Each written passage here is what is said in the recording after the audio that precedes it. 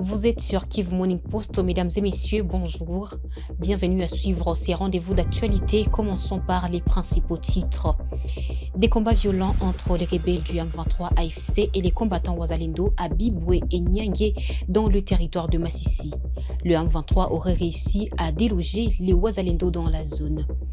Et puis l'Angola annonce un dialogue direct entre les rebelles du M23 AFC et le gouvernement congolais.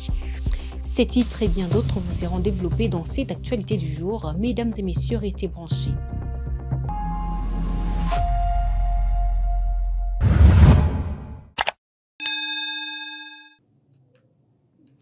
Une fois de plus, bonjour et bienvenue aux détails dans cette actualité du jour sur Kivu Morning Post. Des nouveaux affrontements entre les M23 et les Wazalendo à Niatura ont été signalés ce mercredi 12 mars 2025 à Nyangé, Biboué, dans les groupements Bachali-Mokoto, en territoire de Massissi, province du Nord Kivu. Détails avec Siméon Semasaka. Selon un habitat de Nyangé Biboué, sous couvert d'anonymat, il s'agit d'une attaque des rebelles du M23 AFC contre les positions des Wazalendo aux alentours des 2 h du matin. Ces attaques ont provoqué une panique généralisée au sein de la population locale. Des armes lourdes et légères ont été attendues dans la zone en raison de la résistance des Wazalendo face aux rebelles. À environ 5 heures, les Wazalendo alliés aux forces armées congolaises ont été délogés de leur position avant que le calme ne revienne. Depuis 2 heures, il y a eu une attaque du M23 contre les Wazalendo, mais nous n'avons pas fui, nous sommes dans nos maisons, a déclaré cet habitat. Malgré cette accalmie, les activités socio-économiques restent momentanément suspendues à raison de la situation dans les environs. Ces affrontements interviennent le lendemain de ceux de Luhanga et Kivuye entre le même belligérant.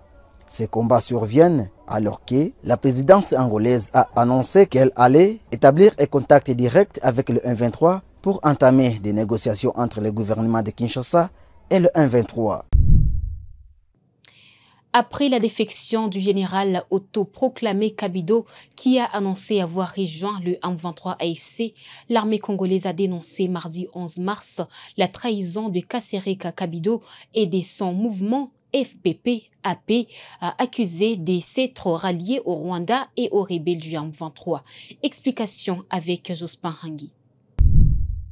Selon le porte-parole des FARDC, le général-major Sylvain Ekenge, ce ralliement confirme la position du président Félix Tshisekedi, selon laquelle certains mouvements armés sont au service de Kagame et de ses intérêts. Le communiqué affirme que ces groupes ont été créés pour mener des sales besognes en RDC, s'aimer la terreur et la désolation, mais aussi pour exploiter illicitement les minéraux et alimenter les raffineries d'or et de coltan à Kigali. L'armée assure que cette défection ne compromettra pas la lutte contre l'agression rwandaise. Ce n'est pas la trahison de Kasereka Kabido qui résistera à la volonté des Congolais de se défendre, souligne le communiqué. Les Wazalendo restés fidèles à la lutte, notamment l'ULPC de Mayani, ont pris leur distance avec Kasereka Kabido, affirmant qu'ils ont pris les armes pour combattre l'agresseur Paul Kagame et son armée. Je l'ai dit en sommaire, la présidence de la République d'Angola a annoncé mardi 11 mars 2025 son intention d'établir des contacts avec le M23 suite à la visite de Félix-Antoine Tshisekedi à Luanda. En tant que médiateur dans le conflit dans l'est de la République démocratique du Congo, l'Angola prévoit des négociations directes entre les délégations de la RDC et du M23 dans les jours à venir visant à instaurer une paix durable. Détail avec Blaise Bassabossi. Dans un communiqué, la présidence angolaise a souligné l'importance de cette initiative. Nous allons établir des contacts avec le M23 afin de négocier une paix définitive dans ces pays frères. L'annonce de Luanda est intervenue après une courte visite du président de la République démocratique du Congo, Félix Tshisekedi. Les contenus de l'échange entre Joao Lorenzo, président, et Tshisekedi n'ont pas été révélés. En réponse, le président Tshisekedi a pris acte de cette démarche par l'intermédiaire de sa porte-parole Tina Salama. Il a exprimé son espoir quant à la mise en œuvre de la médiation angolaise tout en rappelant l'existence d'un cadre préétabli, notamment le processus de Nairobi. Il a également réaffirmé son attachement à la résolution 2773. Cependant, Dans ses récentes déclarations, le président Tshisekedi a affirmé qu'il ne négociera jamais avec le M23 ou ses alliés. Il a déclaré, je cite, « On ne peut pas discuter avec le pantin qui répète le message de leur maître. » Tshisekedi a insisté sur la présence de dialogue direct avec le véritable décideur, réaffirmant sa position ferme en tant que président de la République démocratique du Congo. Cette nouvelle initiative de dialogue marque un tournant dans les efforts de la paix en République démocratique du Congo, alors que la situation sécuritaire dans l'est du pays reste préoccupante, notamment avec l'occupation par la M23 de villes de Goma et Bukavu, ainsi que d'autres zones stratégiques dans le nord et Sud Kivu. Face à l'incertitude qui plane sur l'organisation des épreuves certificatives pour les élèves vivant dans les zones sous occupation rebelle, les députés nationaux Ayo Bangira Safari Chouti a interpellé les gouvernements congolais et ses partenaires pour mettre en place un couloir humanitaire permettant la passation des examens sur l'ensemble du territoire national. Condensé dans cette lettre, dans cet élément d'Isaac Benguévé. Dans un courrier adressé à la ministre de l'Éducation nationale, il rappelle que, conformément à notre Constitution, notamment à ses articles 43 et 13, le droit à l'éducation est garanti pour tous, sans discrimination, liée à la résidence. Il s'inquiète de la récente décision de l'Inspection générale de l'éducation de suspendre les épreuves préliminaires des ex-États dans les provinces éducationnelles du Nord Kivu 1, du Sud Kivu 1 et du Sud Kivu 3. Je cite, « C'est avec consternation que nous avons appris cette mesure qui risque de priver des milliers d'élèves de leur droit fondamental à l'éducation », a-t-il déclaré. Les députés soulignent que, même lors de la Deuxième Guerre du Congo, 1998-2003, les examens avaient été organisés sur tout le territoire grâce à l'appui des partenaires comme l'UNICEF, l'UNESCO et la MONUSCO. Il exhorte le gouvernement à solliciter ces acteurs pour étudier comment assurer un couloir humanitaire permettant la tenue effective des épreuves certificatives. Selon lui, garantir l'accès aux examens dans ces zones en crise est une question de souveraineté nationale. La poursuite des services sociaux critiques tels que l'enseignement réaffirme l'unicité du pays et renforce la cohésion nationale, ultime rempart contre la menace de balkanisation, a-t-il insisté. Le maire de la ville de Goma, Katembo Ndalieni Julien, a annoncé une mesure visant à lutter contre le vol et la vente des biens volés. Dans un communiqué du mardi 11 mars, il a informé les vendeurs des téléphones usagés et autres biens des secondes mains que les marchés informels appelés Tora et Boaka sont désormais fermés. Cette décision fait suite à plusieurs plaintes concernant les actes de vol perpétrés par des malfrats dont certains objets volés seraient revendus dans ces marchés. Le maire a exprimé son engagement à éradiquer ces fléaux perturbant la sécurité et l'ordre public dans la ville de Goma. Une satisfaction pour les habitants de Goma qui confirment que les marchés pirates accentuent les cas de vols nocturnes à Goma. Kwa majina ni Willy Mukotanyi. Mimi nafanya kazi ya Tora. Ndio jana tulipata komunike kabisa, tulifata tukaiexecute.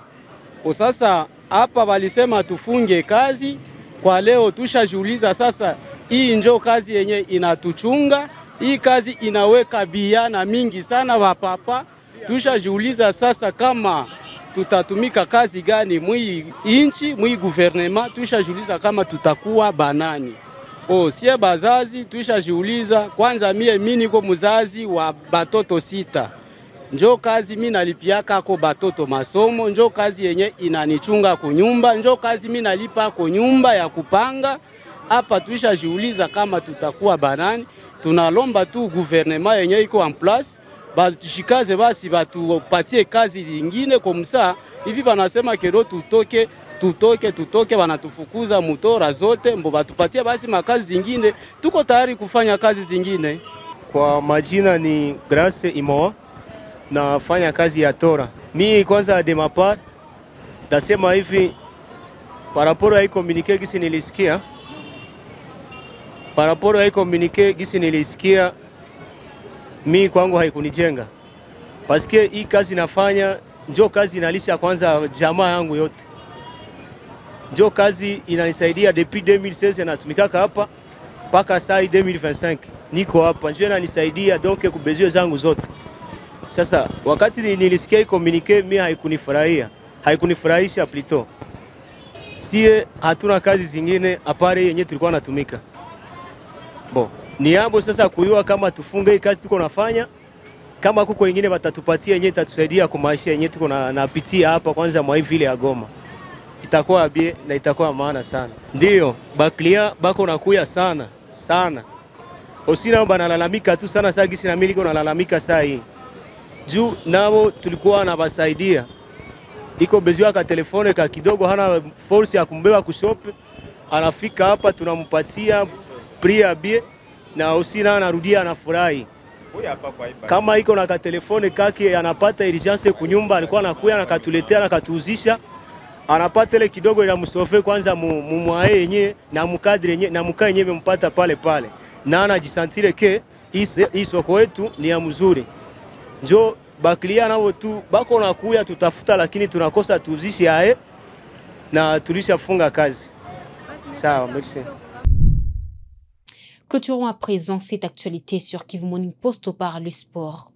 4 matchs étaient au programme hier mardi 12 mars 2025 dans les cadres de 8e de finale de la Ligue des champions de l'UEFA Europe.